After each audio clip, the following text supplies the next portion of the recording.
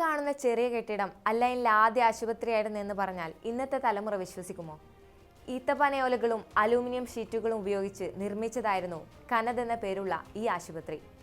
1960-ൽ മരുഭൂമിക്ക് നടുവിൽ ഒറ്റപ്പെട്ടു നിൽക്കുന്ന നിലയിലാണ് ആശുപത്രി ആരംഭിച്ചത്. കൈകൊണ്ടുണ്ടാക്കിയ ഇഷ്ടികകൾ ഉപയോഗിച്ച് നിർമ്മിച്ച ചെറിയ ക്ലിനിക്കായിരുന്നു അത്. 66 വർഷത്തിനിടെ ഗൾഫ് മേഖലയിലെ തന്നെ ഏറ്റവും ശ്രദ്ധേയമായ ആശുപത്രിയായി ഇന്ന് കനത് വളർന്നു.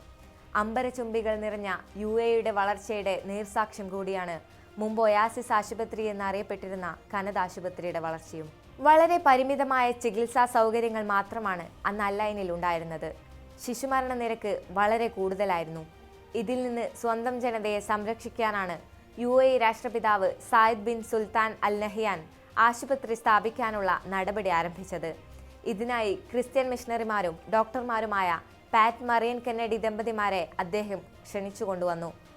വൈദ്യുതിയടക്കം ലഭ്യമാകാതിരുന്ന സാഹചര്യത്തിൽ ഒരുപാട് പ്രതിസന്ധികൾ മറികടന്നാണ് അന്നത്തെ ഒയാസിസ് ആശുപത്രിക്ക് തുടക്കം കുറിക്കുന്നത്. റോഡില്ലാത്തതിനാൽ മരുപ്പാതകളിലൂടെയാണ് സാമഗ്രികൾ എത്തിച്ചത്. വൈദ്യുതിക്കായി ജനറേറ്റർ ദുബായിൽ നിന്നാണ് കൊണ്ടുവന്നത്. ദുബായിൽ നിന്ന് നേരെ അല്ലൈനിലേക്ക് റോഡില്ലാത്തതിനാൽ അബുദാബിയിൽ എത്തിച്ചാണ് ജനറേറ്റർ എത്തിച്ചത്.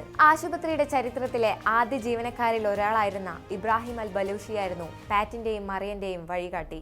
മരുഭൂവഴികളിലൂടെ കെന്നഡിമാരെ നയിച്ചിരുന്നത് അന്ന് കുട്ടിയായിരുന്ന ഇബ്രാഹിമായിരുന്നു. വഴികാട്ടിക്കൊപ്പം നഴ്സായും കാവൽക്കാരനായുമെല്ലാം ഇബ്രാഹിം ആശുപത്രിയുടെ നട്ടെല്ലായി. ആശുപത്രിയിൽ എത്താൻ സാധിക്കാതിരുന്ന രോഗികളിലേക്ക് ഗ്യാസ് തൂക്കുവിളക്കും പിടിച്ച് ഡോക്ടർമാരെ കൊണ്ടുപോരുന്നതും ഇബ്രാഹിമായിരുന്നു.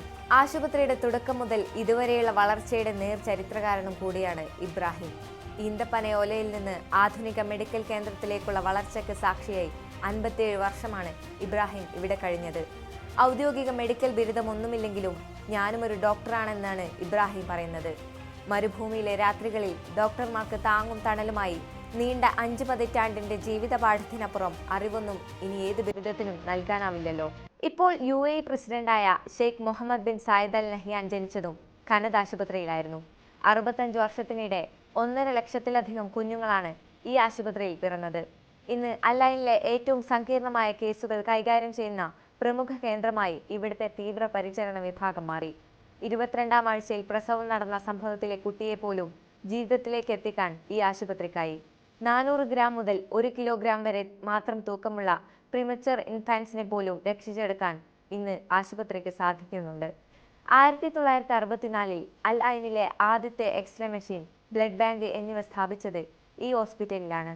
6 പതിറ്റാണ്ടിലിപ്പുറം ആ ക്ലിനിക്ക് UAEയിലെ പ്രമുഖ മാതൃശിശു പരിപാലന കേന്ദ്രങ്ങളിൽ ഒന്നായി മാറിയിരിക്കുകയാണ്. സമസ്ത മേഖലയിലും UAE നേടിയ വളർച്ചയുടെ സാക്ഷിയായി കനത് ഹോസ്പിറ്റൽ തലയുയർത്തി നിൽക്കുന്നു. സ്വദേശികൾക്കും പ്രവാസികൾക്കും ഒരുപോലെ തണലായി.